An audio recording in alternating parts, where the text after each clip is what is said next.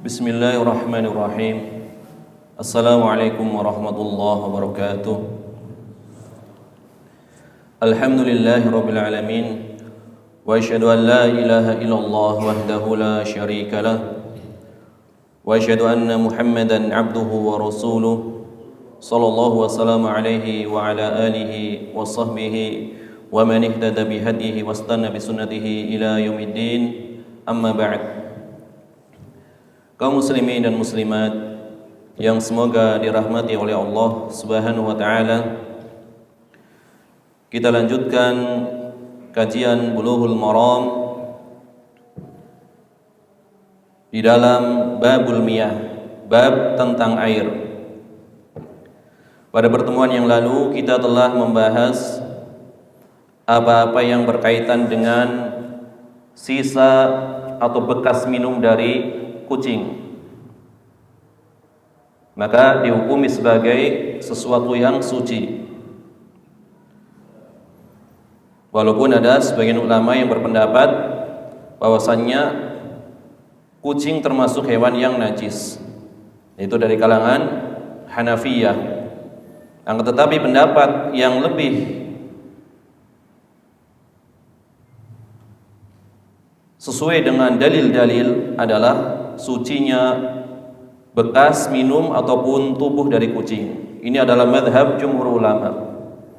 Tiga mazhab berpendapat bahwasannya kucing adalah hewan yang suci, sebagaimana hadis yang dibawakan di dalam bab air tersebut. Marilah kita lanjutkan pembahasan hadis berikutnya. Qala al-muallif rahimahullahu ta'ala, muallif al-hafidh Ibnu Hajar al-Asqalani rahimahullahu ta'ala, beliau berkata, wa an Anas bin Malik radhiyallahu anhu qala, dan dari Anas bin Malik semoga Allah meridhoinya, beliau berkata, jaa a'rabiyyun, datang seorang badui. A'rabi maknanya seorang badui, seorang pedalaman, seorang yang datang dari daerah pedalaman. Fabala fi ta'ifatil masjid, tiba-tiba dia kencing di sudut atau di pojokan masjid. Fazajarahun nasu, maka orang-orang, yaitu para sahabat, segera menghalanginya, mencegahnya agar tidak kencing di bagian masjid tersebut. Fanahahumun nabiyyu sallallahu alaihi wasallam, maka Nabi pun melarang mereka, melarang para sahabat dari mencegah seorang badui tersebut kencing. Falamma qada baulahu amara an-nabiyyu sallallahu alaihi wasallam bidanubin min ma'in, maka ketika Arab badui tersebut telah menyelesaikan hajatnya, selesai kencing, Nabi pun memerintahkan agar dibawakan seember air. Fa uhriqu alaihi, kemudian air tersebut disiramkan kepada air kencing tersebut. Muttafaqun alaihi. Hadis ini diriwayatkan oleh Imam Al-Bukhari dan Muslim. Ini adalah salah satu dari beberapa riwayat yang menjelaskan tentang seorang badui yang kencing di dalam masjid. Di dalam riwayat Imam Al-Bukhari, kalau ini dari sahabat Anas bin Malik. Di dalam riwayat Al-Bukhari dari sahabat Abu Hurairah, di akhir hadis atau di ujung hadis, Nabi SAW mengatakan, fa innama bu'ithtum muyassirin wa lam tub'atsu mu'assirin, sesungguhnya kalian hanyalah diutus agar memberikan kemudahan, tidaklah kalian diutus dengan membawa kesusahan. Ini tambahan riwayat di dalam kitab Al-Adabul Mufrad dari sahabat Abu Hurairah. Adapun riwayat muttafaqun alaih tadi adalah dari Anas bin Malik. Dari Anas bin Malik. Kemudian dalam riwayat Abu Hurairah yang lain juga ada tambahan. Dikatakan qama Rasulullah sallallahu alaihi wasallam fi salatin wa qumna ma'ahu. Rasulullah sallallahu alaihi wasallam berdiri untuk melaksanakan salat. Kami pun ikut salat bersama beliau. Faqala a'rabiyun, orang Badui tadi mengatakan, padahal dalam kondisi salat, dikatakan wa huwa fis shalah, dalam kondisi sedang salat, Allahumma arhamni wa Muhammadan wa la tarham ma'ana ahadan. Ya Allah, rahmatilah aku, sayangilah aku dan Muhammad, dan jangan sayangi selain kami. Ini kata Badui di dalam salatnya. Falamma sallama Nabiyyu sallallahu alaihi wasallam, ketika Nabi selesai dari salam, yaitu selesai dari melaksanakan ibadah salat, qala lil a'rabi, maka Nabi berkata kepada A'rab tersebut, orang Badui tersebut, laqad hajarta wasi'an, engkau telah menghalang-halangi perkara yang luas, telah menyempitkan sesuatu yang luas. Maksudnya apa? Kasih sayang Allah, engkau telah membatasi kasih sayang Allah antara diriku dan dirimu saja. Padahal rahmat Allah itu adalah sesuatu yang luas. Ya, namanya A'rabi, orang Badui, tentu kebanyakan adalah disifati sebagai orang yang jahil, yang nanti akan kita terangkan kenapa mereka disebut sebagai A'rabi. Kemudian di dalam riwayat Muslim juga ada tambahan. Maka Nabi memanggil orang Badui tersebut. Nabi mengatakan, inna hadhil masajid la tasluh li syai'in min hadzal baul walal qadar. Sesungguhnya masjid ini tidak selayaknya dikotori, ya, baik dikotori dengan kencing maupun kotoran yang lainnya. Innama hiya li dzikrillah azza wa jal. Masjid itu hanyalah dipakai untuk apa? Berzikir kepada Allah azza wa jal, wassalati, dan untuk salat, wa qiraatil Quran, dan untuk membaca Al-Quran. Ini di dalam riwayat Imam Muslim. Tapi intinya yang menjadi syahid di dalam hadis ini adalah Arab Badui kencing di masjid, kemudian kencingnya disiramkan dengan seember air, karena kaitannya dengan bab air tahur yang bisa mensucikan najis. Jamaah rahmanillah wa yakum, ucapan beliau, wa an Anas bin Malik radhiyallahu anhu, dari Anas bin Malik. Anas bin Malik adalah salah seorang sahabat Rasulullah sallallahu alaihi wasallam, bahkan sahabat yang, atau di antara sahabat yang paling dekat dengan Nabi sallallahu alaihi wasallam. Beliau adalah Anas ibnu Malik ibni Nadr. Kunyahnya adalah Abu Hamzah. Beliau adalah dari kalangan kaum Ansar. Beliau disebut sebagai Khadimu Rasulillah sallallahu alaihi wasallam, pelayan atau pembantu Rasulullah sallallahu alaihi wasallam. Ibu beliau adalah Ummu Sulaim. Ummu Sulaim bintu Milhan al-Ansariyah, dari suku atau dari kaum Ansar. Ketika Anas bin Malik menemui Nabi SAW, maka umur beliau adalah 10 tahun. Ini menurut pendapat kebanyakan ulama. Ada beberapa pendapat, sebagian mengatakan 9 tahun, sebagian lagi mengatakan 8 tahun. Tapi pendapat yang banyak dipilih oleh para ulama, beliau berumur 10 tahun. Ya, ini diterangkan di dalam kitab Al-Isti'ab karya Imam Ibn Abdul Bar, kemudian di dalam kitab Tadhkiratul Huffaz karya Imam Al-Zahabi. Demikian juga diterangkan oleh Al-Hafidh Ibnu Hajar, penulis kitab Bulughul Maram ini, di dalam kitab Al-Isabah. Al-Isabah fi tamyizis sahabah. Al-Isabah fi tamyizis sahabah. Kitab yang membahas biografi para sahabat radhiyallahu anhum. Jadi umur beliau adalah 10 tahun. Ummu Sulaim mengatakan kepada Nabi sallallahu alaihi wasallam, "Hada Anas." Ini adalah Anas, wahai Rasulullah. "Ghulamun yakhdumuka," seorang anak yang ingin menjadi pelayanmu. Faqabilahu Nabi sallallahu alaihi wasallam. Maka Nabi pun menerima Anas bin Malik. Wa da'alahu, dan Nabi mendoakan keberkahan kepada Anas bin Malik.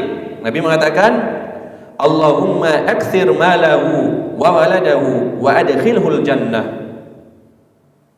Ya Allah, perbanyaklah hartanya, perbanyak pula keturunannya, anak-anaknya, dan masukkanlah Anas bin Malik ke dalam surga.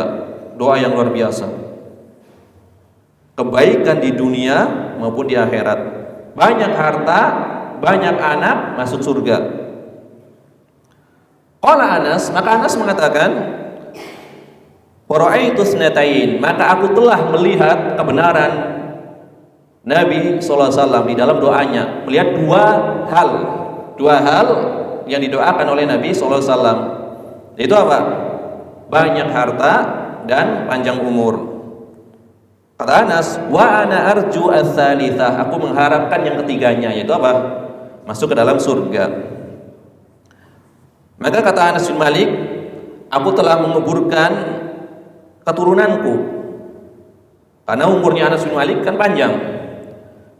Keturunan baik-baik anaknya ataupun cucunya itu sejumlah 125 orang yang dikuburkan langsung oleh Anas bin Malik dari anak dan cucu-cucunya.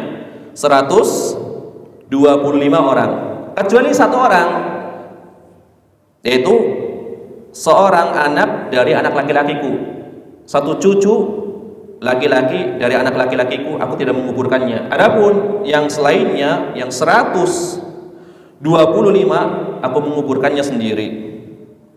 Karena keturunan Anas, anak-anaknya adalah berjumlah 80 orang. Anak-anaknya, kalau tadi kan anak dan cucu-cucunya, anaknya jumlahnya 80 orang. Semuanya laki-laki kecuali 2 orang. Semuanya laki-laki kecuali 2 orang. 2 orang perempuan. Ya, namanya, yang pertama perempuan tersebut namanya adalah Hafsah dan Ummu Amr, pakai kunyah. Yang satu namanya Hafsah, yang satu adalah Ummu Amr. Adapun yang laki-lakinya berarti berapa? 78. Di antara nama-namanya adalah Abdullah, Ubaidullah, Zaid, Yahya, Khalid, Musa, An-Nadr, Abu Bakar, Al-Bara, Al-Ala, Abu Umair, Umar, dan lain-lain. Tidak disebutkan semuanya.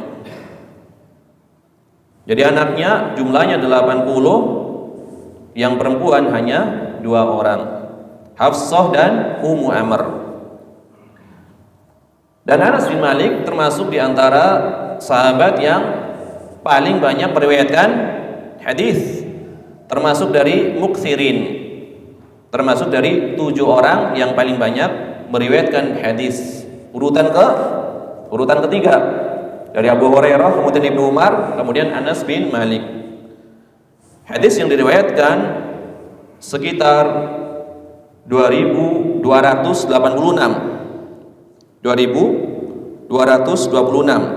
hadis. Sebagaimana diterangkan di dalam kitab Musnad Baqi Ibni Makhlad yang mencatat pula riwayat Abu Hurairah. Musnad Baqi Ibni Makhlad. Jadi berapa? 2286 hadis. Jumlah yang banyak.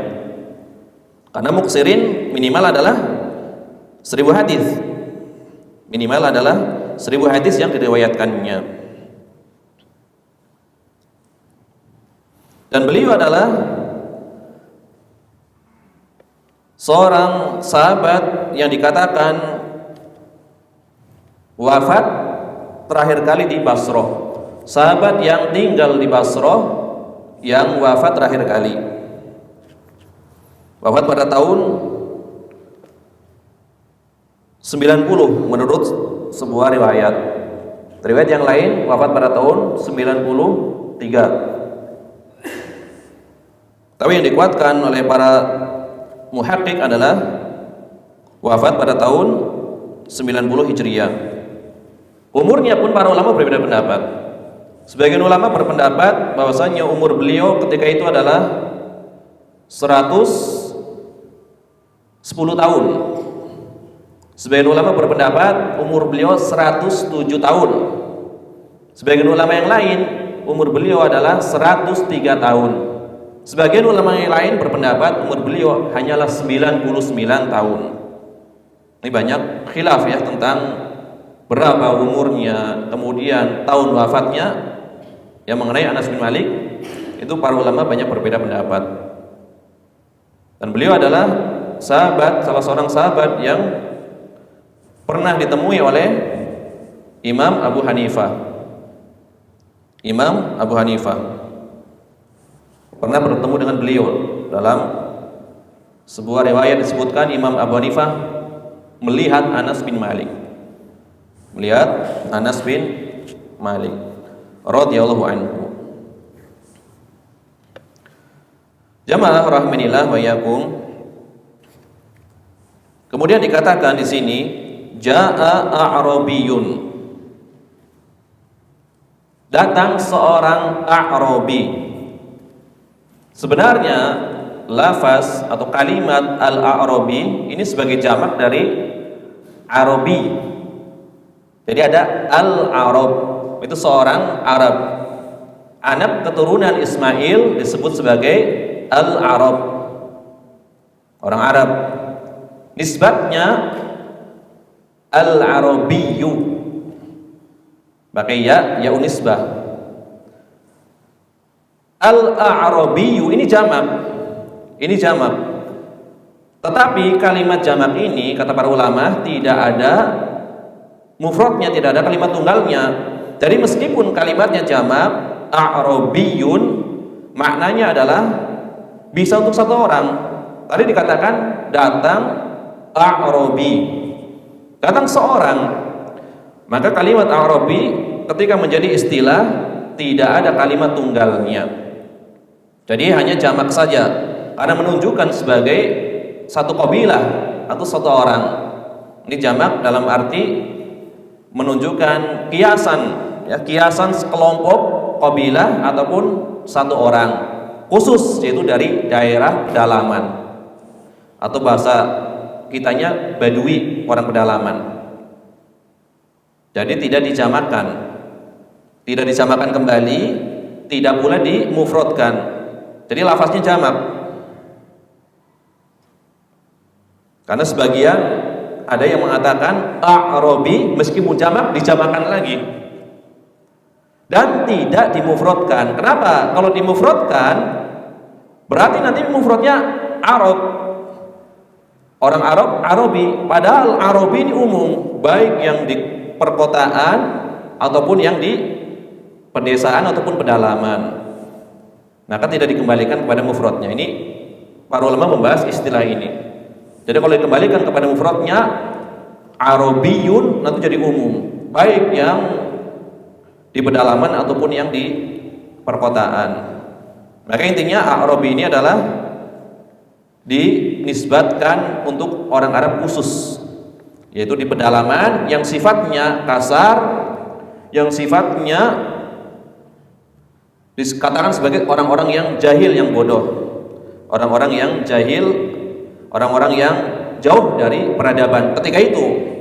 Adapun sekarang kata Syekh Muhammad bin Shalih Al-Utsaimin telah tersebar ilmu karena radio-radio telah masuk ke pedalaman tersebut sehingga mereka bisa mendengarkan kajian-kajian dari radio tersebut dan mereka banyak yang menjadi orang yang alim untuk sekarang ini, kata Syekh Muhammad bin Shalih Al-Utsaimin.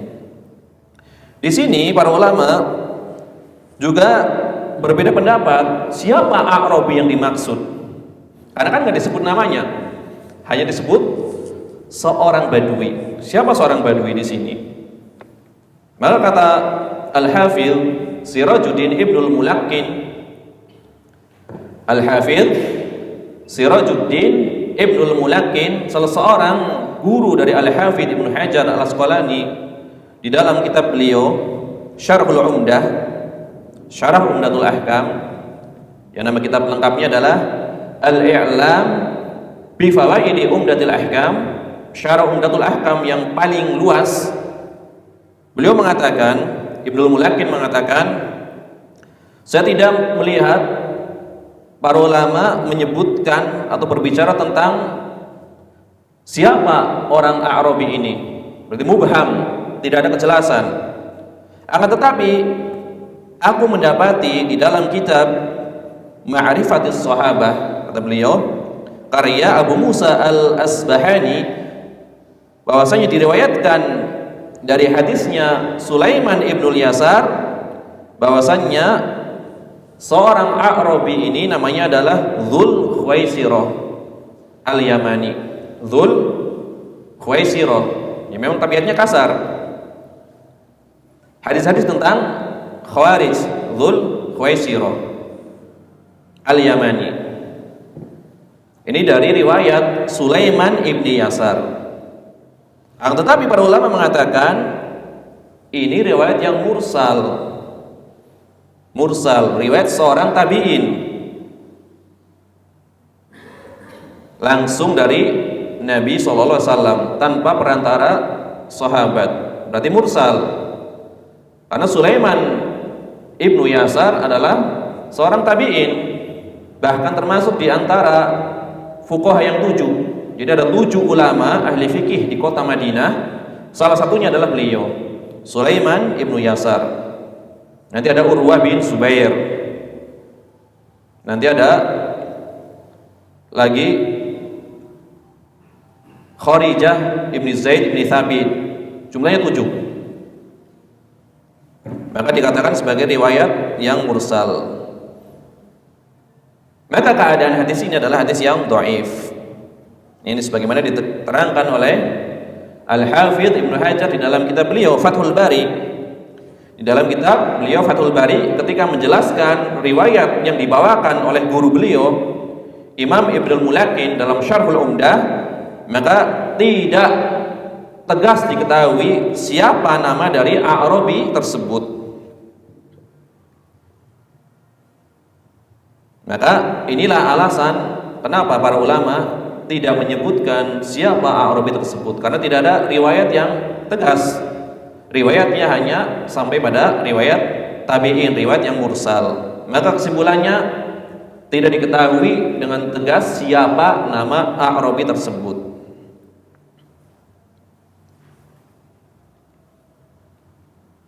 Kemudian ucapan beliau, fabala fi ta'ifatil masjid, kencing di ta'ifah masjid. Ta'ifah secara luas artinya adalah kelompok, sebenarnya kelompok, suatu yang berkaitan dengan sesuatu yang berputar. Itu secara lughah. Bisa juga kelompok, tapi ini adalah istilah kiasan. Jadi makna ta'ifah di sini adalah sudut atau pojokan atau bagian. Makanya dikatakan uhidat ta'ifatun minas thawb atau minas thiyab.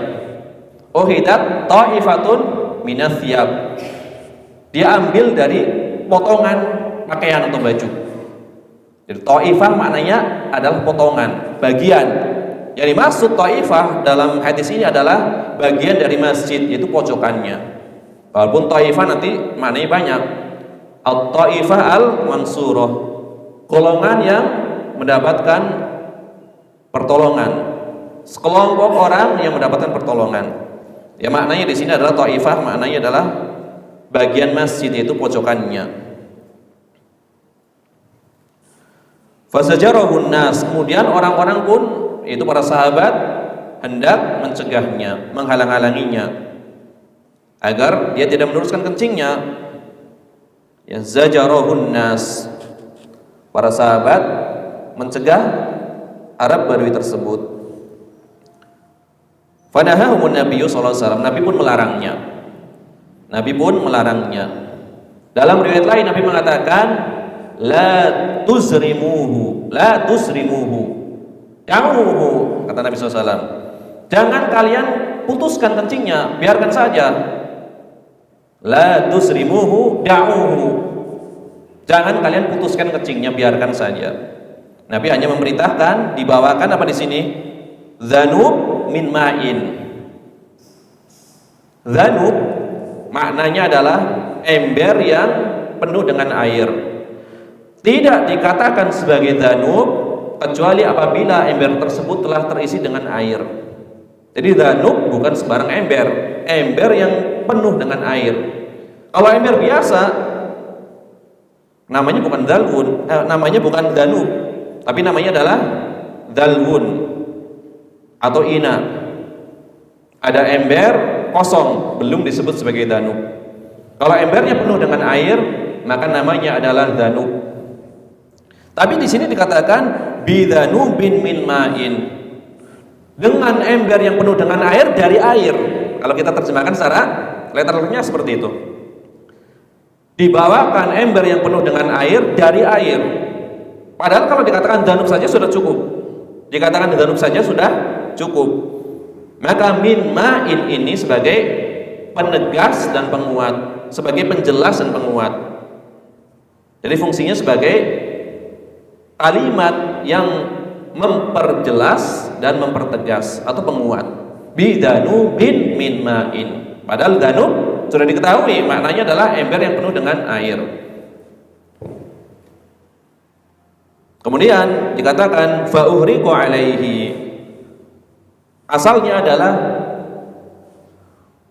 huriko, pakai huruf H. Jadi aroko yuriku, huruf hamzahnya diganti menjadi huruf H. Haroko yuhriku. Di sini hamzahnya dibuang, diganti huruf H. Kemudian huruf hamzahnya ditambah di depannya lagi menjadi ahroko yuhriku, artinya menyiramkan. Kalau aroko yuriku mengalirkan, maka dikatakan aroko dami, aroko dami. Aku melihat kakiku mengalirkan darah. Jadi aroko dami, aroko dami. Aroko yang pertama mengalirkan. Aro yang pertama melihat. Aro kodami, aku melihat kakiku. Aroko dami, kemudian mengalirkan darah. Jadi ucapannya sama, bentuk penulisannya berbeda. Jadi asalnya adalah pakai huruf H. Huriko, fa uhriqo alaihi. Ya, sebagaimana tadi asalnya H dari hamzah, kemudian setelah ada H dari hamzah, kemudian setelah ditambah dengan huruf H dikembalikan lagi huruf hamzahnya. Ahraqa yuhriqu. Uhriqo berarti sifatnya apa? Majhul. Majhul itu kalimat yang negatif, disiramkan. Kalau kalimat positif kan menyiramkan. Maka dikatakan fa uhriqa alaihi, maka disiramkan air tersebut ke kencing badui tersebut. Muttafaqun alaih. Ini adalah riwayat Al-Bukhari dan Muslim. Jamaah rahimanillah wa yakum. Adapun pembahasan di dalam hadis ini ada beberapa masail atau permasalahan yang didapatkan dari hadis ini.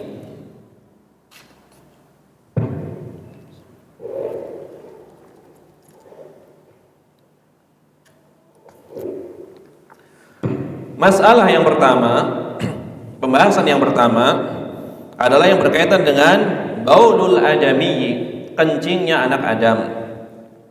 Berkaitan dengan kencingnya anak Adam.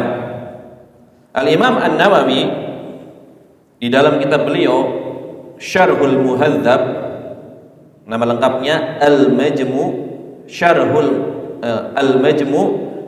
Muhadzab. Beliau mengatakan, adapun kencingnya anak Adam, maka telah ada ijma' dari kaum muslimin tentang najisnya. Ijma', kesepakatan kaum muslimin tentang najisnya kencing anak Adam. Baik kencingnya orang dewasa ataupun kencingnya anak kecil ataupun bayi, itu dihukumi sebagai sesuatu yang najis. Hanya khilafnya nanti, apakah kencing bayi itu dihukumi sebagai najis sebagaimana orang dewasa atau tidak. Karena nanti ada dibedakan kencingnya bayi laki-laki dengan bayi perempuan. Tapi intinya najis. Intinya adalah najis. Ada penukilan dari Al-Qadhi Iyad yang mengatakan bahwasanya Imam Asy-Syafi'i berpendapat bahwasanya kencing bayi laki-laki yang belum meminum selain air susu adalah suci. Maka ini telah dijawab oleh ulama Syafi'iyah keliru di dalam menukil pendapat mazhab Syafi'i. Jadi intinya yang betul adalah tetap najis, hanya najis mukhaffafah, najis yang ringan. Yang menjadi dalil adalah hadis tadi, Nabi menyuruh untuk disiramkan di atas kencingnya. Berarti menunjukkan apa? Kencing tersebut najis, disucikan dengan air tahur, air yang suci mensucikan. Ini adalah di antara dalil tentang najisnya kencing anak Adam.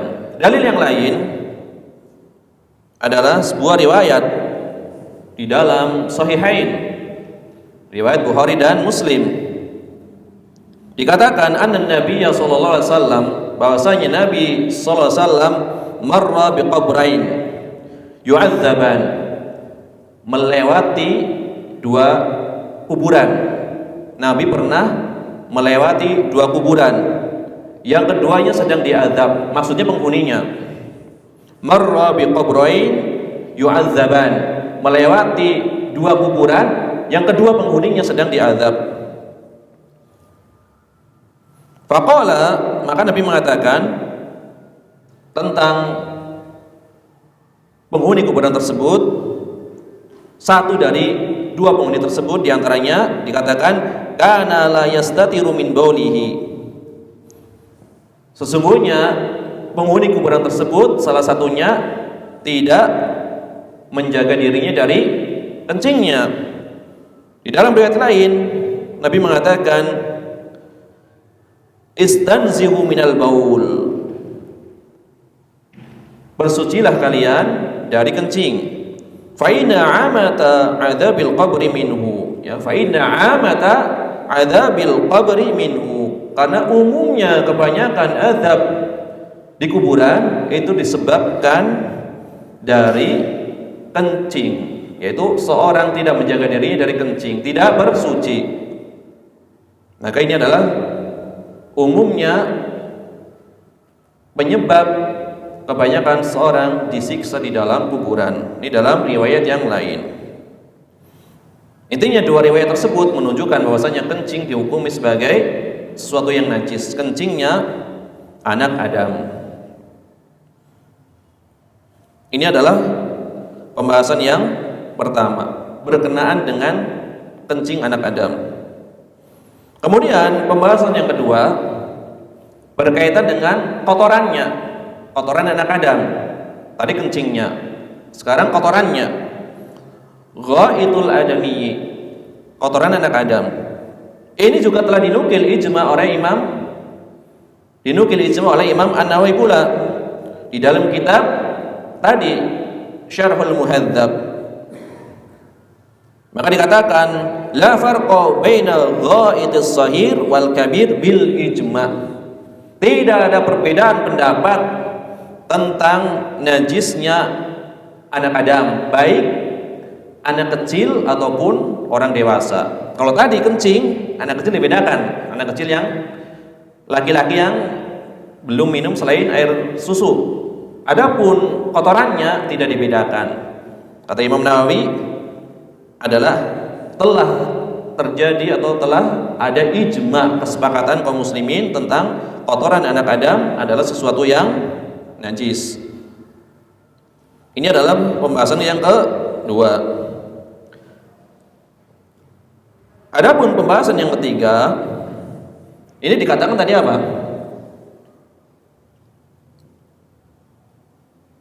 Nabi SAW memerintahkan dibawakan seember air kemudian disiramkan.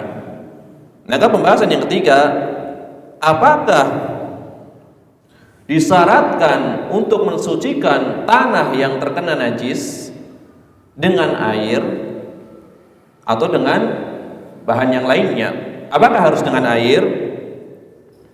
Maka para ulama berbeda pendapat. Jumhur ulama, mayoritas ulama berdasarkan hadis di dalam bab ini mengatakan bahwasannya cara mensucikan tanah yang terkena najis adalah hanya dengan disiramkan dengan air. Harus disiramkan dengan air.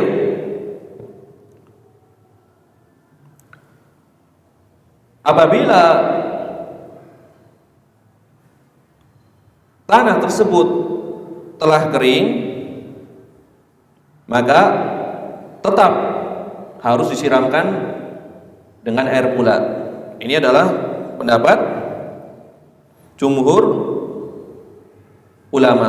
Dikatakan lau kana yahsulut tadhhir bil jafaf, meskipun ketika kering itu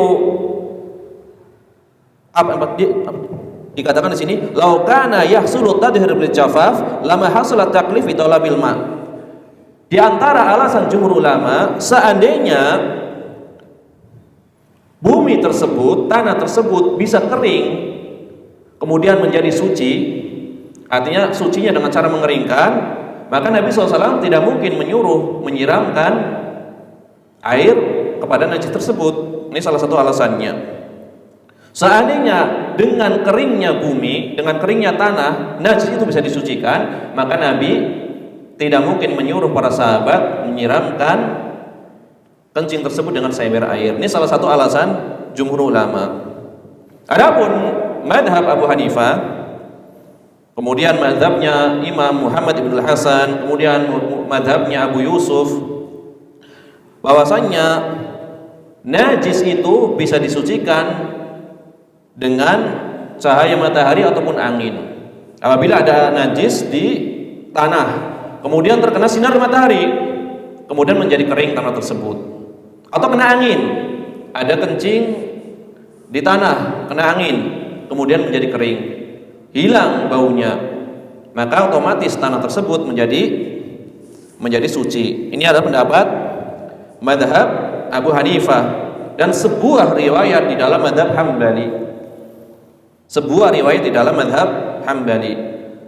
Dan ini juga salah satu pendapat di dalam madhab Malik dan di dalam madhab Syafi'i. Tetapi pendapat resmi madhab Hambali, madhab Syafi'i, madhab Malik tidak bisa mensucikan tanah yang terkena najis kecuali dengan air tahur. Kecuali dengan air tahur. Tapi riwayat yang lain tadi disebutkan sama dengan pendapat Imam Abu Hanifah. Dan para ulama dari kalangan madhab Hambali banyak yang menguatkan pendapat Imam Abu Hanifah. Di antaranya adalah Syekhul Islam Ibnu Taimiyah rahimahullahu taala, sebagaimana beliau terangkan di dalam kitab Majmu' Fatawa. Demikian juga kakek beliau, kakek dari Syekhul Islam Ibnu Taimiyah. Siapa nama beliau?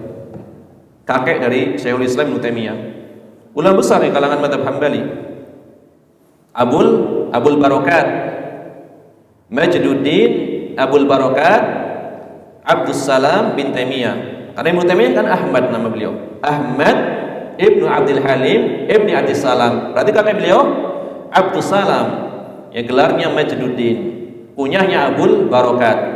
Majduddin Abul Barakat Abdus Salam bin Taimiyah. Kakek beliau juga berpendapat sebagaimana pendapat madhab Abu Hanifah,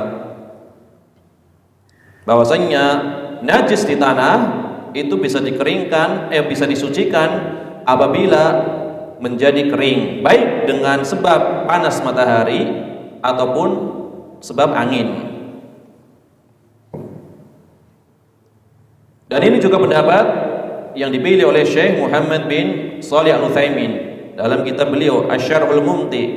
Asy-Syarhul Mumti ala Zadil Mustaqni, beliau menguatkan pendapat Imam Abu Hanifah di dalam permasalahan ini.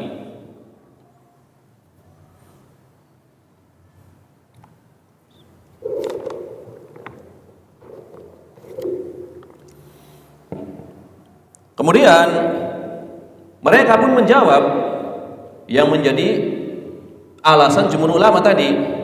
Jumhur ulama tadi mengatakan seandainya kencing tersebut atau tanah yang terkena kencing tersebut bisa suci hanya dengan keringnya tanah, yaitu karena kena matahari ataupun angin, maka tidak mungkin Nabi SAW memerintahkan untuk disiramkan dengan seember air.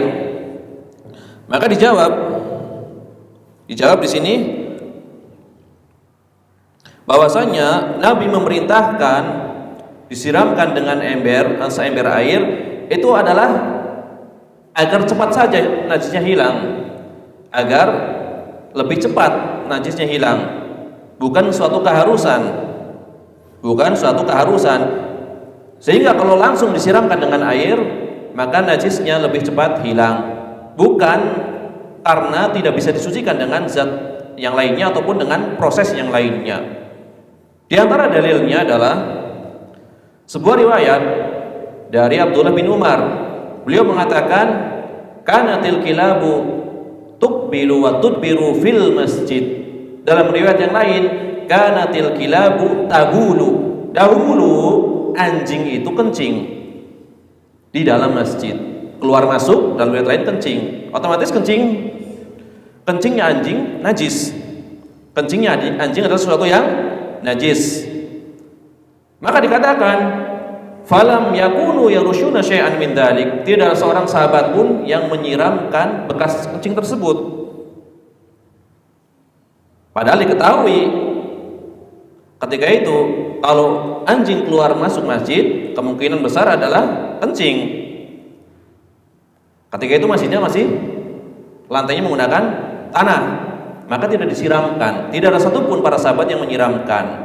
Ini menunjukkan bahasanya perintah Nabi SAW menyiramkan seember air di atas kencing tersebut bukan karena kencing tersebut tidak bisa disucikan dengan proses yang lainnya, tapi agar lebih cepat saja.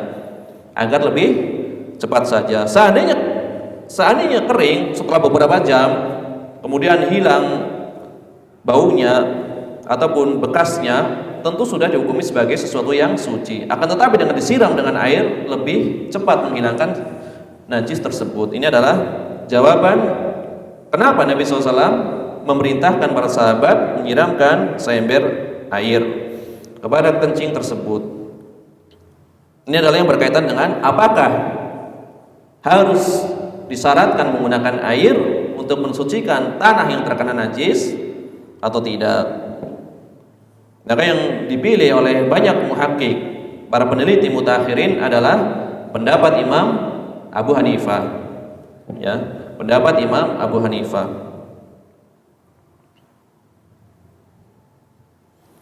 Ini adalah masalah yang ketiga. Kemudian masalah yang keempat, apakah disyaratkan untuk mensucikan kencing tersebut harus memindahkan tanahnya? Jadi tanahnya dikeduk, kemudian baru ditimbun dengan tanah yang lainnya atau baru disiramkan? Ini para ulama juga berbeda pendapat. Adapun mazhab Hanafi mensyaratkan hal tersebut. Jadi tanahnya harus dibuang dulu, diambil, baru disiramkan dengan seember air. Walaupun tadi Imam Abu Hanifah berpendapat najis itu bisa disucikan dengan apa? Dengan matahari ataupun dengan angin sampai kering. Tetapi ini kita katakan najisnya masih basah. Berarti kan sepakat kalau tanah tersebut najis.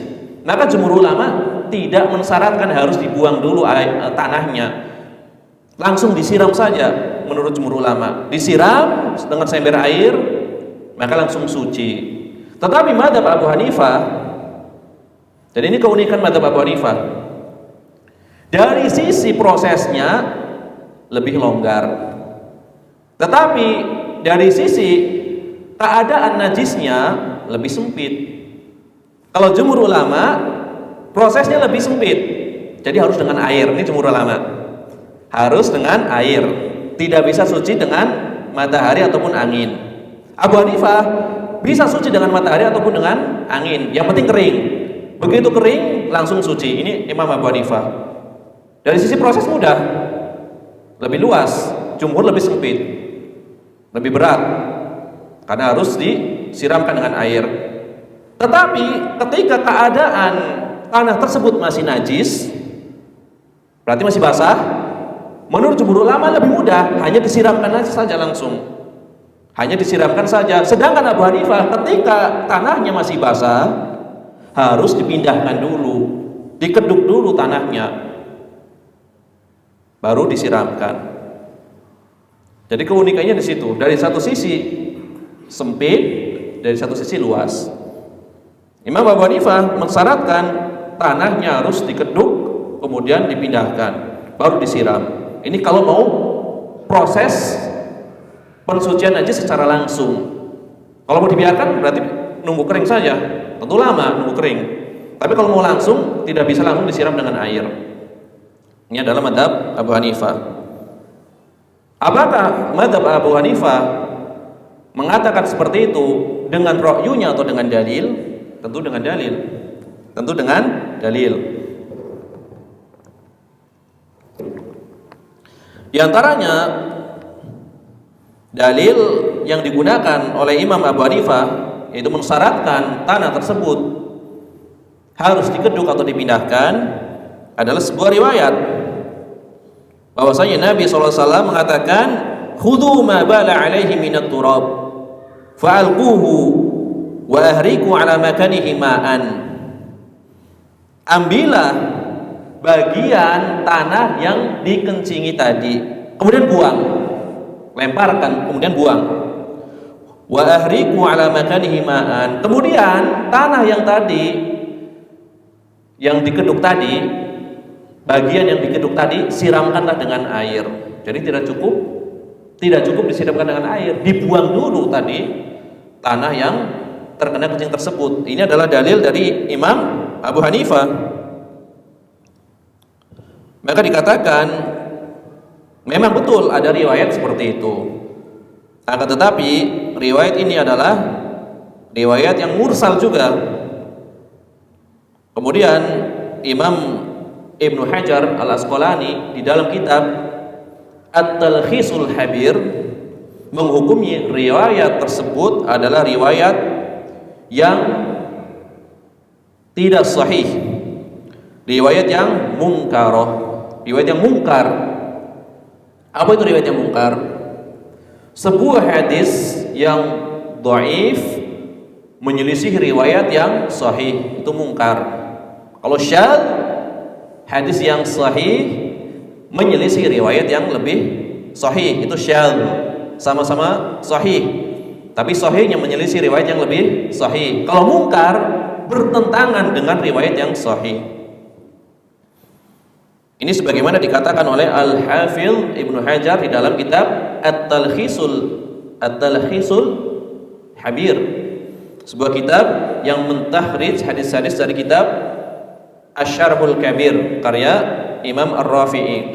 Jadi Al-Imam Ar-Rafi'i mensyarah kitab Al-Wajiz. Al-Wajiz karya Imam Al-Ghazali yang 1 jilid. Kemudian kitabnya disyarah dengan membawakan dalil-dalil secara lengkap, lebih dari 10 jilid. Maka kitab tersebut dikatakan sebagai syarah terbaik kitab Al-Wajiz karya Imam Al-Ghazali, fikih dalam mazhab Syafi'i. Nama kitabnya adalah Al-Aziz Syarhul Wajiz.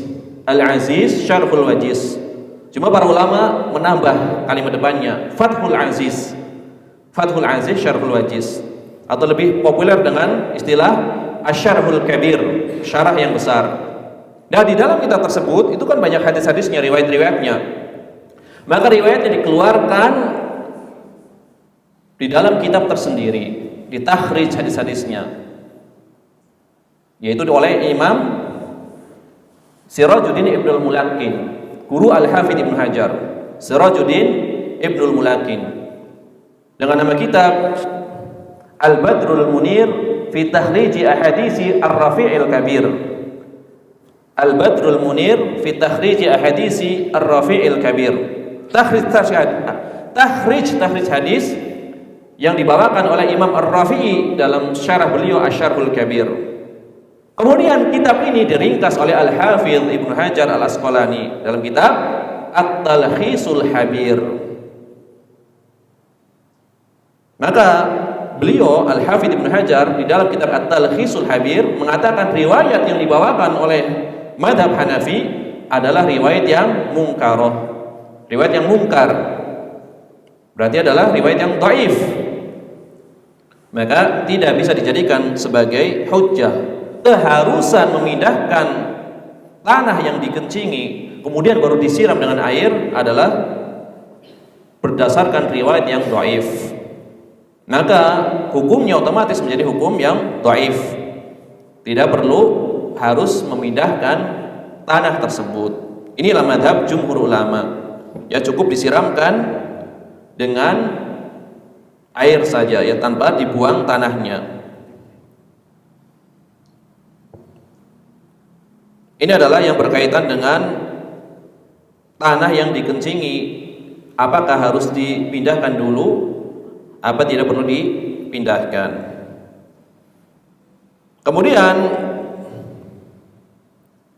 permasalahan berikutnya, ini tadi berkaitan dengan kencingnya anak Adam.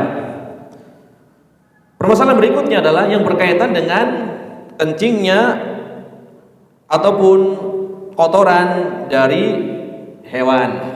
Kalau tadi dari anak Adam telah ada ijma tentang kenajisannya. Sekarang adalah masalah yang berkaitan dengan kencing dan kotoran hewan. Apakah dihukumi sebagai sesuatu yang suci atau dihukumi sebagai sesuatu yang najis? Maka di dalam permasalahan tentang kencing maupun kotoran hewan ada tiga pendapat, ada tiga madhab. Madhab yang pertama adalah madhab yang mengatakan bahwasannya kencing ataupun kotoran hewan yang asalnya boleh dimakan adalah suci. Kencing kotoran hewan yang asalnya boleh dimakan adalah sesuatu yang suci. Dan ini adalah pendapat dari kalangan banyak ulama, ya, dari kalangan mazhab Hambali, dari kalangan mazhab Maliki, kemudian para tabi'in, ada dari kalangan tabi'in seperti Atha, kemudian Ibrahim An-Nakhai, kemudian Sufyan Ats-Tsauri, kemudian dirozihkan pula oleh Syekhul Islam Ibnu Taimiyah di dalam Majmu' Fatawa bahwasanya kotoran atau kencing hewan yang boleh dimakan dihukumi sebagai sesuatu yang suci. Di antara dalil yang menunjukkan hal tersebut adalah sebuah riwayat di dalam kitab Sahihain Bukhari Muslim, yaitu kisah Uraniyin, seorang dari suku Urainah yang pernah sakit. Kemudian Nabi SAW memerintahkan agar orang-orang tersebut meminum susu onta dan kencingnya, meminum susu onta dan kencingnya. Maka Nabi SAW tidak mungkin menyuruh meminum sesuatu tersebut, yaitu kencing, kecuali apabila sesuatu tersebut dihukumi sebagai sesuatu yang suci.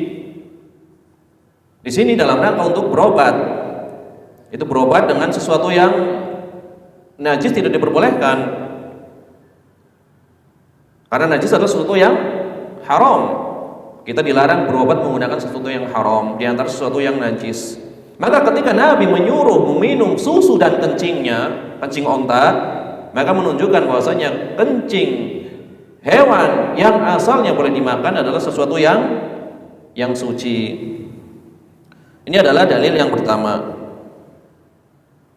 Dalil yang kedua adalah hadis dari Jabir bin Samurah dalam Sahih Muslim, bahwasanya Nabi SAW pernah ditanya, ayu shalla fi maradil ghanam, ya Rasulullah, apakah kita boleh sholat di kandang kambing? Apakah kita boleh sholat di kandang kambing? Faqala na'am, maka Nabi mengatakan ya boleh. Kandang kambing tentunya pasti ada bekas kotorannya meskipun telah dibersihkan, karena kan luas kandang kambing ketika itu. Maka ketika Nabi SAW membolehkan seorang sholat di kandang kambing, yang kambing kalau di dalam kandang tentunya pasti mengeluarkan kotorannya, kencingnya ataupun kotorannya, dan Nabi membolehkan sholat di dalamnya, maka menunjukkan bahwasanya kotoran hewan yang asalnya boleh dimakan adalah sesuatu yang suci. Kemudian dalil berikutnya yang menunjukkan bahwasanya kotoran hewan yang boleh dimakan adalah sesuatu yang suci adalah sebuah riwayat bahwasanya Nabi SAW pernah tawaf di Al-Baitul Haram, yang beliau berada di atas kendaraannya, di atas ontanya. Tawaf di Baitul Haram di atas kendaraannya, sebagaimana di dalam riwayat Bukhari dan Muslim. Maka ketika hewan tersebut digunakan untuk tawaf, memungkinkan kalau hewan tersebut bisa apa? Bisa kencing. Padahal Nabi SAW senantiasa menggunakan hewan tersebut untuk tawaf. Demikian juga burung-burung merpati yang senantiasa di Masjidil Haram, maka tentu ada kotorannya, karena pasti buang kotoran di situ. Sekiranya kotoran burung tersebut ataupun tadi kencing ba'ir atau onta tersebut adalah sesuatu yang najis, maka Nabi SAW akan memerintahkan agar membersihkannya. Karena Allah Subhanahu wa taala berfirman, "Wa tahhir baitiya lit-thaifin" di dalam surat Al-Hajj ayat 26. Sucikan rumahku, kata Allah, sucikanlah rumahku untuk orang-orang yang tawaf di dalamnya. Ketika Nabi SAW tidak memerintahkan untuk dibersihkan, maka menunjukkan bahwasanya kotoran hewan yang asalnya boleh dimakan adalah sesuatu yang suci. Ini adalah dalil yang ketiga. Dalil yang keempat, sebuah kaidah, al-aslu fil asya'i at-taharah. Al-aslu, asal, fil asya'i at-taharah, asal dari segala sesuatu adalah dalam kondisi suci. Wala yuhkamu binajasatihi illa bidalilin. Tidak kita boleh atau kita tidak boleh menghukumi sesuatu tersebut menjadi najis kecuali dengan dalil yang tegas. Ini adalah 4 dalil yang menunjukkan sucinya hewan yang boleh dimakan. Adapun dalil yang kelima adalah dalil yang dhaif. Dalil yang dhaif yang menunjukkan sucinya kotoran hewan yang boleh dimakan. Tetapi kita tidak berpegang pada hadis dhaif tersebut. 4 dalil tadi sudah cukup. Karena ada dalil dikatakan la ba'sa bi bauli ma yu'kalu lahmuhu. Tidak mengapa. Maksudnya tidak najis kencingnya hewan yang boleh dimakan dagingnya. Akan tetapi hadis ini adalah hadis yang sangat dhaif.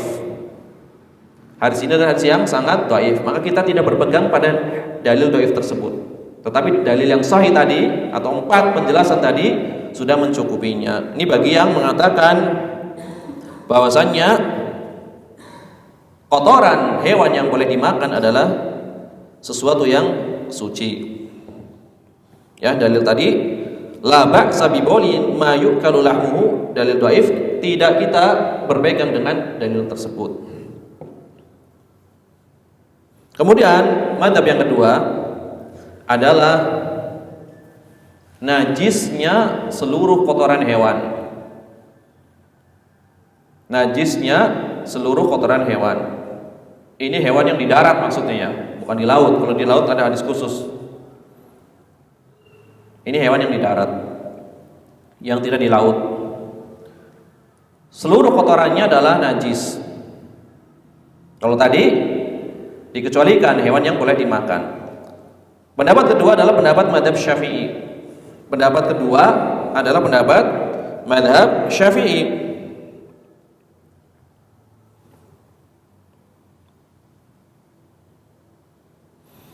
Dan sebuah riwayat di dalam mazhab Hambali, tetapi bukan pendapat muktamad. Demikian juga pendapat ini adalah pendapat Abu Thawr dan pendapat kebanyakan pengikut mazhab Hanafi. Dan ini juga dikuatkan oleh Imam Ibnu Hazm. Di antara dalil yang menunjukkan bahwasannya kotoran hewan, baik yang asalnya adalah hewan yang boleh dimakan, tentu hewan yang suci, ataupun hewan yang najis yang tidak boleh dimakan dagingnya, bahwasanya semuanya adalah najis. Mereka berdalil dengan sebuah riwayat. Di antaranya riwayatnya adalah riwayat yang telah kita bawakan tadi tentang 2 orang yang diazab di dalam kuburan disebabkan karena kencing.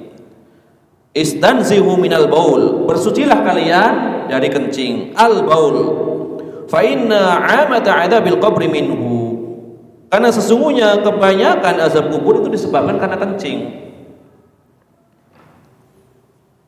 Demikian juga hadis yang tadi kita sebutkan pula, adapun salah satu di antara kedua penghuni kubur tersebut, yang satunya tidak menjaga dirinya dari kencing. Di sini disebutkan minal bauli. Minal bauli, ada alif lam. Ini dalam usul fikih, alif lam ini disebut alif lam ma'rifah yang memberikan faidah umum. Minal baul berarti seluruh kencing. Walaupun di dalam hadis ini adalah kencingnya manusia, anak Adam. Tapi alif lam adalah salah satu di antara kalimat yang memberikan faidah umum dalam usul fiqh. Al minal bauli, dari kencing, sebenarnya seluruh kencing, mau kencingnya anak Adam, mau kencingnya hewan, pokoknya al baul, kencing adalah sesuatu yang najis. Berarti mereka mengkiaskan kencingnya hewan-hewan dengan kencingnya anak Adam, karena ada al baul, alif lam yang menunjukkan umum. Kemudian apa boleh dikatakan di dalam hadis ini adalah khusus untuk kencing anak Adam saja, karena Nabi ketika itu bersabda yang berkaitan dengan seorang yang diazab. Nabi tidak mengatakan kencing secara umum, tetapi maksudnya adalah kencing anak Adam saja. Maka Syafi'iyah juga punya jawabannya.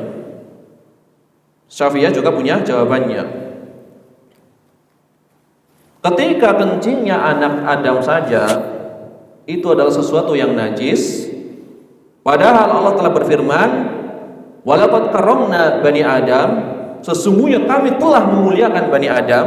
Manusia berarti makhluk yang mulia. Kalau makhluk yang mulia saja kencingnya najis, ya tentu hewan mimba bi'aula lebih layak lagi untuk dihukumi sebagai sesuatu yang najis. Ini dalil Syafi'iyah. Walaqad karamna bani Adam, ya, kami telah memuliakan anak Adam. Makhluk yang mulia kencingnya najis, maka hewan yang tentu tidak mulia lebih layak lagi kencingnya sebagai sesuatu yang najis. Ini dikiaskan kepada kias yang lebih utama, kias aulawiyah. Jadi di samping hadis tadi yang berdasarkan kaidah usul fikih ada alif lam yang menunjukkan sesuatu yang umum ditambah dengan kias, maka menunjukkan bahwasanya kencingnya hewan lebih layak dihukumi sebagai sesuatu yang najis. Karena manusia yang mulia saja kencingnya najis, maka hewan yang tentunya tidak lebih mulia dihukumi sebagai sesuatu yang najis, yaitu kencingnya.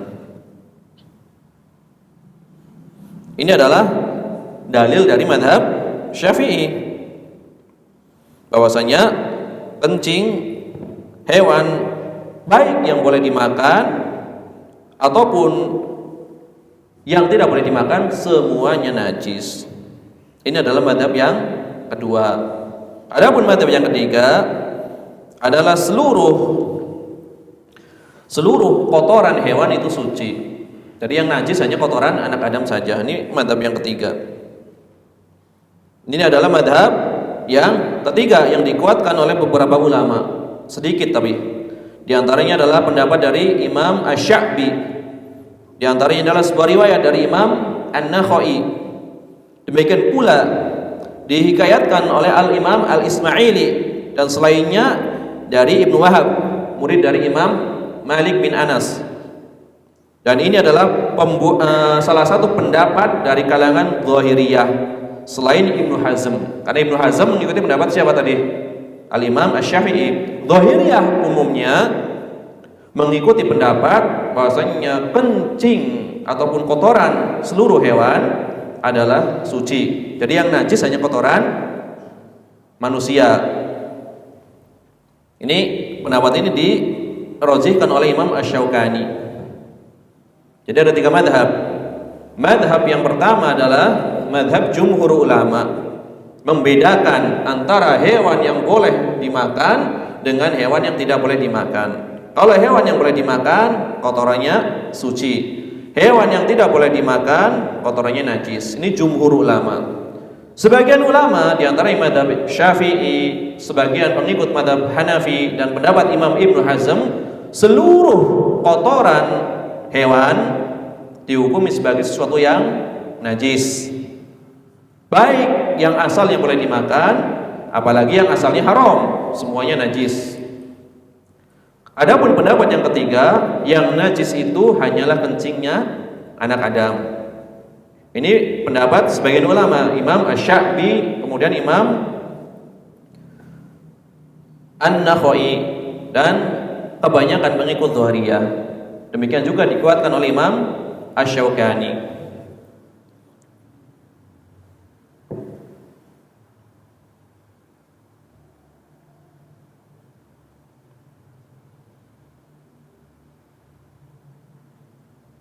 Kemudian pendapat yang dikuatkan oleh para muhakkik adalah pendapat yang pertama, ya, bahwasanya dibedakan antara hewan yang boleh dimakan ataupun dengan hewan yang tidak boleh dimakan. Kalau hewan yang boleh dimakan kencingnya suci, hewan yang tidak boleh dimakan kencingnya najis. Adapun kencingnya anak Adam ijma tentang kenajisannya. Inilah yang dikuatkan oleh Syekhul Islam Ibnu Taimiyah, kemudian Syekh Muhammad bin Shalih Al-Utsaimin, kemudian Imam Ibnu Qayyim dan banyak dari kalangan Syafi'iyah juga menguatkan pendapat ini karena lebih mudah. Pendapat ini adalah pendapat yang lebih mudah. Maka jika antum misalkan memilih pendapat madhab Syafi'i, ya juga tidak masalah, lebih berhati-hati. Ternyata mereka pakai dalil juga alif lam tadi. Tetapi pendapat yang lebih mudah adalah pendapat jumhur ulama, ya, pendapat jumhur ulama membedakan antara hewan yang boleh dimakan dan hewan yang tidak boleh dimakan. Ini lebih mudah untuk diamalkan. Ya misalkan saya sendiri itu sering mengalami parkir motor di depan Masjid As-Sunnah. Masuk ke Masjid As-Sunnah, kemudian ketika mau pulang udah penuh itu jok motornya dengan kotoran burung. Udah penuh dengan kotoran burung. Burung kan hewan yang boleh dimakan. Maka terkadang saya cuma lap dengan tisu saja. Lap dengan tisu saja. Tapi kalau antum memilih pendapat mazhab Syafi'i juga silahkan, tidak mengapa. Jadi harus dicuci dulu tuh joknya, siram dengan keran, habis itu baru dikencingin. Prosesnya lebih lama, tapi lebih hati-hati. Ini terjadi, maksudnya di keseharian kita hal-hal seperti itu terjadi. Ya, jadi ini adalah khilaf para ulama yang berkaitan dengan kencing. Ternyata sudah berlalu sejam lebih. Biasanya di akhir hadis kita membawakan faedah dari Syekh Muhammad bin Shalih Al-Utsaimin. Ini baru membawakan khilaf para ulama. Ini sudah 1 jam lebih 11 menit. Ini dilanjutkan atau faedahnya pada pekan depan aja? Faedah dari hadis ini. Tadi baru membawakan khilaf ulama. Dibahas sekarang atau pekan depan? Sekarang aja, tidak mengapa.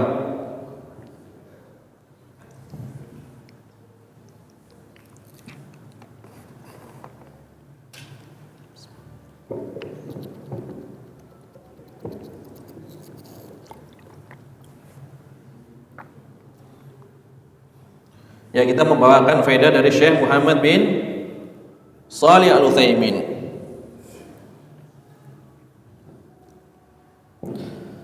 Di antara faedahnya yang pertama, beliau mengatakan jahalatul a'rab wa annahum ahlul jahli.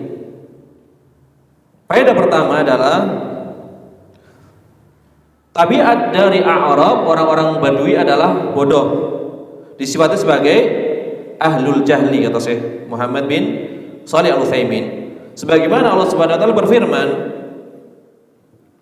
di akhir surat At-Taubah, Allah berfirman, al-a'rabu asyaddu kufran wa nifaqan wa ajdaru alla ya'lamu hududa ma anzalallahu ala rasulih. Orang-orang Badui itu, A'rab, itu lebih keras kekafirannya dan kenifakannya, kemunafikannya lebih keras, dan mereka lebih layak untuk tidak mengetahui batas-batas apa-apa yang diturunkan oleh Allah dan Rasulnya, perintah dan larangan. Mereka lebih layak untuk melanggarnya, tidak mengetahuinya. Wallahu alimun hakim, dan Allah adalah maha mengetahui lagi maha bijaksana. Kemudian ayat berikutnya yang menunjukkan bahwasannya A'rab adalah disifati sebagai ahlu jahal, orang-orang yang bodoh. Wa minal a'rabi may yattakhidhu ma yunfiqu maghraman wa yatarabbasu bikumud dawair. Dan di antara orang-orang Badui tersebut adalah orang yang menjadikan infak mereka sebagai suatu kerugian. Jadi sudah infak tapi merasa rugi. Wa yatarabbasu bikumud dawair. Dan mereka mengharapkan kalian, hai para sahabat, agar ditimpa kesusahan. Ditimpa kesusahan. Alaihim dairatus saw. Maka kesusahan tersebut akan kembali kepada mereka. Wallahu sami'un alim, dan Allah maha mendengar lagi maha mengetahui. Ini ayat yang menyatakan bahwasanya tabiat orang-orang Badui umumnya adalah orang-orang yang kasar, orang-orang yang bodoh. Tetapi ada juga orang-orang Badui yang beriman. Sebagaimana Allah berfirman, wa minal a'rabi may yu'minu billahi wal yaumil akhir wa yattakhidhu ma yunfiqu qurbatin 'indallah wa shalawatir rasul ala innaha qurbatul lahum. Di antara orang-orang Badui itu ada yang beriman kepada Allah dan hari akhir, dan mereka menjadikan apa-apa yang mereka infakkan sebagai jalan mendekatkan diri kepada Allah.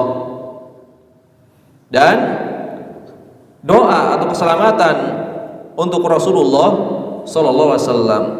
Ketahuilah bahwasanya itulah cara mendekatkan diri kepada Allah di sisi orang-orang Badui tersebut. Jadi ada yang beriman, ada yang tidak beriman. Tapi asal tabiatnya adalah mereka orang-orang yang jahil. Mereka adalah orang-orang yang kasar. Ini umumnya. Jadi pelajaran pertama adalah asal tabiat orang-orang A'rab adalah orang-orang yang bodoh. Karena jauh dari kota, dari berkumpulnya dengan manusia itu di zaman dulu. Kalau sekarang kata Syekh Muhammad, mereka sudah banyak yang alim karena dakwah telah masuk melalui radio-radio yang bisa diperdengarkan setiap saat. Ini adalah pelajaran yang pertama. Pelajaran yang kedua, bahwasanya wajib membersihkan tanah di dalam masjid apabila terkena najis. Dalam hal ini adalah kencing, yaitu dengan disiramkan air di atas kencing tersebut. Kemudian pelajaran berikutnya adalah diharamkan kencing di dalam masjid. Karena Nabi SAW tidak mengingkari para sahabat yang mengingkari Badui tersebut. Nabi tidak mengingkari. Jadi sahabat tidak disalahkan. Nabi hanya mengatakan la tuzrimuhu, jangan hentikan kencingnya. Bukan melarang ingkar mungkarnya, bukan. Kenapa? Kalau dihentikan kencingnya itu akan timbul mudarat yang lebih besar. Bisa menimpa Badui tersebut sakit misalkan karena tiba-tiba berhenti kencingnya. Yang kedua, bisa mengenai pakaiannya, misalkan langsung ditutup pakaiannya. Atau yang ketiga, bisa tercecer kemana-mana. Kalau Baduinya tetap kencing, maka Nabi membiarkan biar fokus di satu tempat, baru setelah itu diterangkan. Jadi diharamkan kencing di dalam masjid. Ini faedah berikutnya. Kemudian diantara faedah berikutnya adalah wajibnya bersegera mengingkari kemungkaran. Ini apabila mengakhirkan mengingkari kemungkaran itu tidak lebih baik. Jadi kalau diingkari langsung itu lebih baik, maka yang terbaik adalah mengingkari secara langsung. Tetapi apabila mengakhirkan ingkar mungkar tersebut adalah sesuatu yang lebih baik, maka lebih baik diakhirkan. Sebagaimana kisah Badui tersebut, diakhirkan dulu, tidak langsung diingkari, biarkan dulu, selesaikan kencingnya, baru nanti diterangkan bahwasanya itu adalah suatu kemungkaran. Jadi tidak langsung, ya dilihat kondisinya, apakah tepat mengingkar secara langsung ataukah yang tepat adalah mengakhirkan. Ini dilihat kondisinya. Kemudian pelajaran berikutnya dikatakan husnu riayatin Nabi sallallahu alaihi wasallam lil ummah. Jadi bagusnya perhatian Rasulullah sallallahu alaihi wasallam kepada umat. Ya. Di sini nampak bahwasanya Rasulullah SAW melarang para sahabat untuk menghentikan Arab Badui yang kencing karena mengakibatkan hal-hal tadi yang kita sebutkan, mudarat yang lebih besar. Maka Nabi SAW di dalam mempergauli umat itu sangat bagus. Bagusnya perhatian Rasulullah SAW kepada umat itu ketika melarang sahabat mengingkari secara langsung, menghentikan kencing orang Badui tersebut.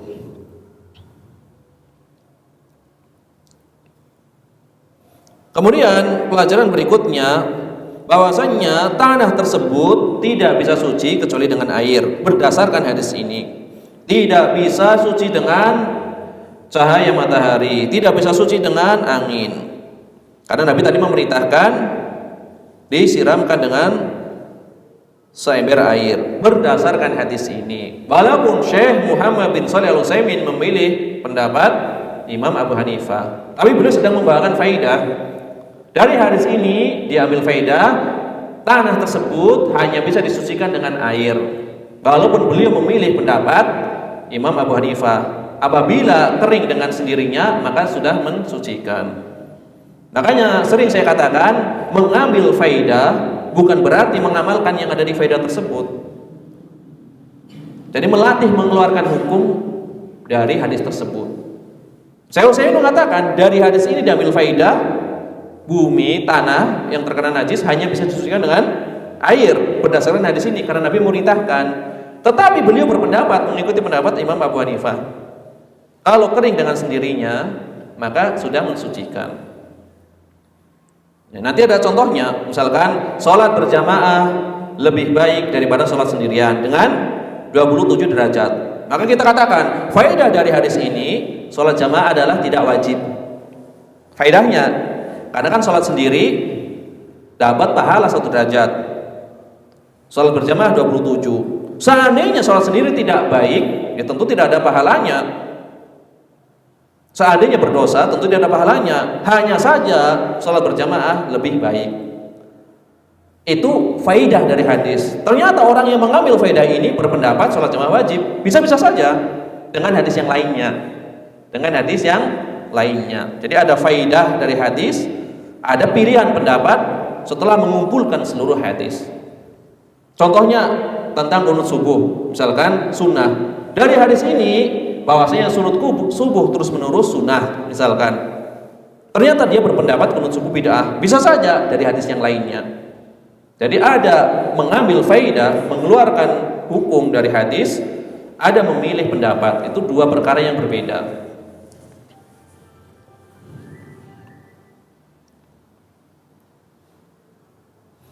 Kemudian faidah berikutnya, bahwasanya mensucikan masjid yang terkena najis itu adalah hukumnya fardu kifayah. Fardu kifayah, bukan fardu ain. Jadi memang harus ada yang mensucikan, tapi tidak semuanya. Salah satunya, seandainya mensucikan masjid adalah kewajiban setiap orang, tentu Nabi SAW tidak cukup menyuruh. Nabi hanya menyuruh sahabat. Nabi tidak ikut menyiramkannya, karena salah satunya telah ada yang menyiramkannya. Jadi fardu kifayah berdasarkan hadis ini.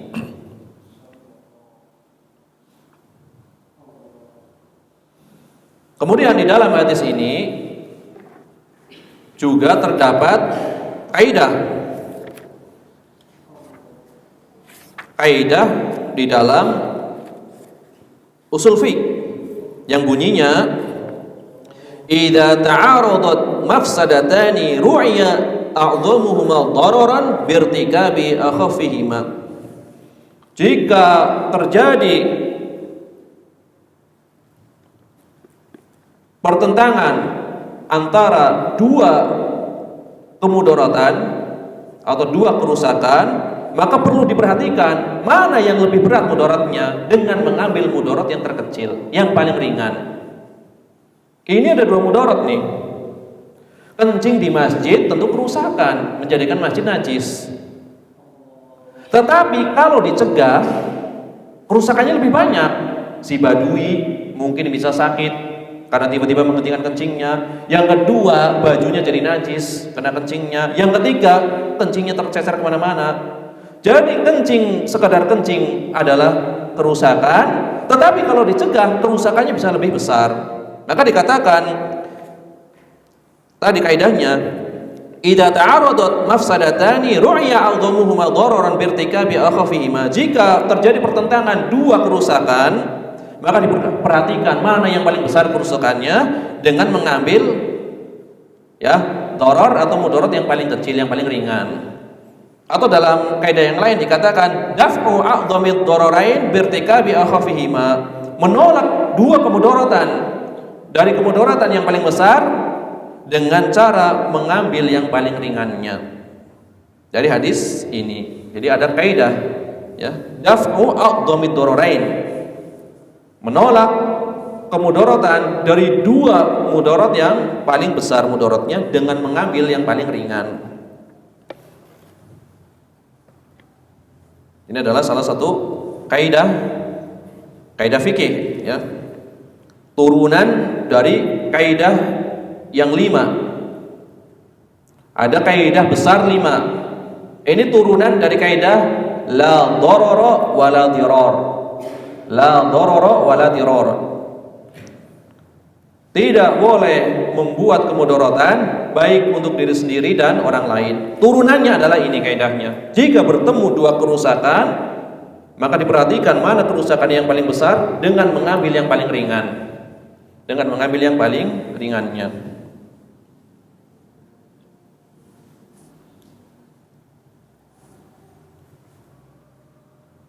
Kemudian pelajaran berikutnya dari hadis ini adalah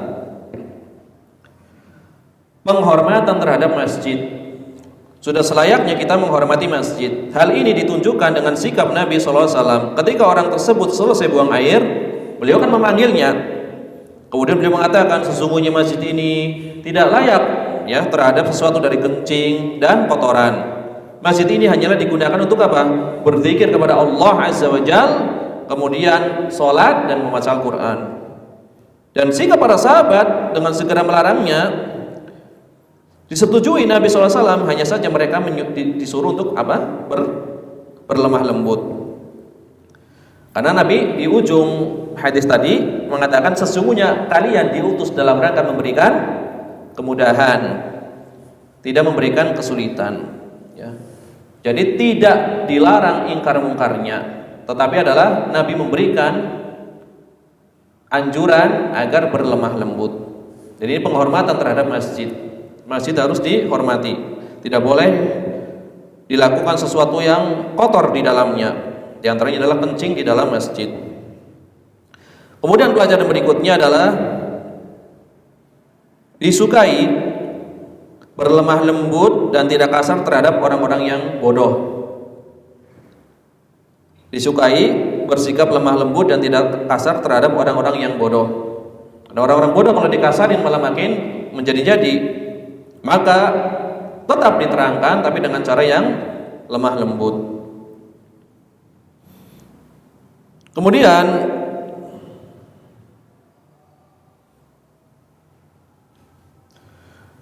disukai atau disunahkan menjauh dari keramaian orang ketika buang hajat,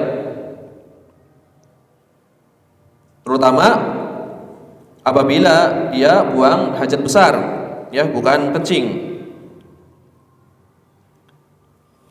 Karena Nabi SAW ketika ingin qada hajat, dia menjauh dari manusia. Ya, kalau kencingnya di sekitar manusia, walaupun sudah ditutupi, ya tentu tidak terlarang kalau bukan di masjid. Misalkan di sebuah tempat yang bukan masjid, tetapi tertutup, seorang kencing di balik pohon misalkan, di balik pohon, orang tidak melihat auratnya di balik pohon, tentu tidak berdosa, karena dia sudah menutupi dirinya dari orang. Tetapi itu tidak sesuai dengan adab. Adabnya adalah menjauh dari keramaian. Ya kecuali tempatnya dekat, kemudian ada tempat khusus kayak toilet. Ini maksudnya apabila tempatnya tempat yang terbuka, kayak di padang pasir. Padang pasir kan tempat yang terbuka. Maka Nabi menjauh ke tempat yang rendah biar tidak terlihat. Ya, jangan kencing, buang hajat di hadapan orang-orang. Ini adalah di antara adab Islam. Di dalam qada hajat ada adabnya.